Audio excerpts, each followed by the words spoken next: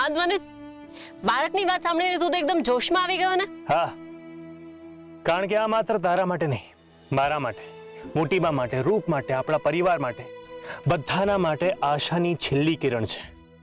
ધ્વનિ, તને ખબર છે મોટી બાએ મને શું શીખવાડ્યું? કે જ્યારે તમને એવું લાગે ને ત્યાં તમારી આશાની છેલ્લી કિરણ છે, તો એ આશાની છેલ્લી કિરણ નથી હોતી, ઉગતો સૂરજ હોય છે.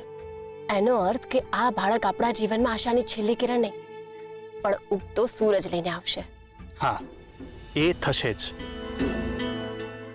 એટલે હવે જ્યારે તું હિંમત હારી જઈશ ત્યારે હું તારી હિંમત બનીશ, અને જ્યારે તું થાકીશ ત્યારે હું.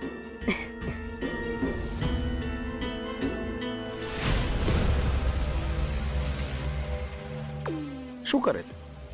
કરે છે શું આ લોકો? સાહેબ ખેતર સાફ કરી રહ્યા છે. આ લોકોની હિંમત પણ ગજબ છે.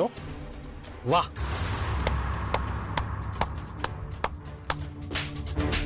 સર્કસ સર્કસ ચાલે છે ત્યાં તો તાળીઓ પાડે છે? અરે માફ કરો સાહેબ, પણ આ લોકોએ કામ શરૂ કરી દીધું અને આ લોકો આગળ પણ વધી રહ્યા છે. જુઓ ને. કઈ વાંધો નહીં, કઈ વાંધો નહીં. કામ શરૂ તો કરી દીધું છે પણ લાંબુ ટકશે નહીં. પાક વાવવો અને ઉગે ત્યાં સુધી એનું ધ્યાન રાખવું એ બે અલગ વસ્તુ છે. વાવી લેવા દે, વાવી લેવા દે.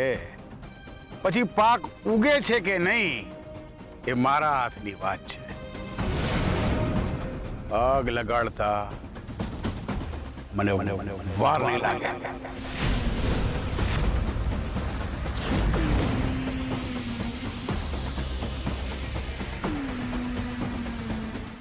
આ વિષય ભલે અમારા માટે નવો છે પણ જો મહેનત કરીશું તો બધું જ શક્ય થઈ શકે છે.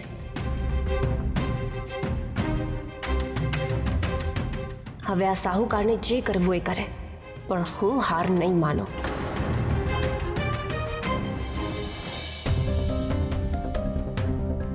ક્યાં છે પોખરાજ? અરે વલસાડ આવ્યો છું કામથી. બોલને કઈ કામ હતું? અત્યારે એ કામથી બહાર છે. આમ તો એમનું કામ છોડીને આવશે નહીં, એટલે એવું કંઈક કહેવું પડશે કે એનું બધું કામ છોડીને આવી જાય. એટલે મારે અત્યારે આ બધું ના કહેવું જોઈએ કે જ્યારે અહીંયા આવશે ત્યારે મળીને જ વાત કરીશ. અરે ક્યાં ખોવાઈ ગયો? બોલને. કંઈ નહીં, એક સરસ ડીલ હતી. 2-4 દિવસમાં લાખો રૂપિયા ઉતરે એમ છે. હે? તો એમાં શું છે? હું આવી જાઉં છું ને. પણ પાર્ટી રાહ જોવા એમ નથી. વલસાડથી અમદાવાદ આવતા કેટલી વાર? કાલે ને કાલે અમદાવાદ આવું છું. તું પાર્ટીને હોલ્ડ કરી નાખ એટલે ડીલ ફાઇનલ કરી દઈએ. આમ લાખો રૂપિયા થોડા જતા કરાય. ઠીક છે, હું પાર્ટીને રાહ જોવાનું કહું છું. હંસુયાબેન કેમ છે? તને અચાનક આ હંસોયાનો વિચાર કેમ આવ્યો? આ ભૂલમાં કરેલા લગ્ન ગળાનો ઘંટ બની ગયા છે ને કહેવાય ને સેવાય એવી પરિસ્થિતિ છે મારી. તો એકવાર લગ્ન થઈ ગયા હતા તો બીજી વાર લગ્ન શું કામ કર્યા? તે અત્યાર સુધી ક્યારે આવો પ્રશ્ન નથી કર્યો ને આજે કેમ આ પ્રશ્ન કર્યો તે? કઈ નહીં, બસ હું તો એમ જ પૂછતો હતો. અરે શું થયું? કોઈને કઈ ખબર તો નથી પડી ગઈ ને? ના ના, એવું કઈ નથી. અરે તો બધી નકામી વાત છોડ ને. આપણે કાલે ને કાલે સોદો પાડી દઈએ એટલે તારો ને મારો હિસાબ ક્લિયર. ઠીક છે. હા, કાલે તમે આવશો પછી મને એક બેને બાંધેલી રાખડીનું ઋણ ઉતરી જશે. બધાને સત્ય જાણવું છે ને, તો હવે સત્ય સામે આવીને રહેશે. એ અનસુયા સાબિત કરે એ પહેલા હું જ સાબિત કરી દઉં છું કે એ જુઠ્ઠું બોલી રહી છે.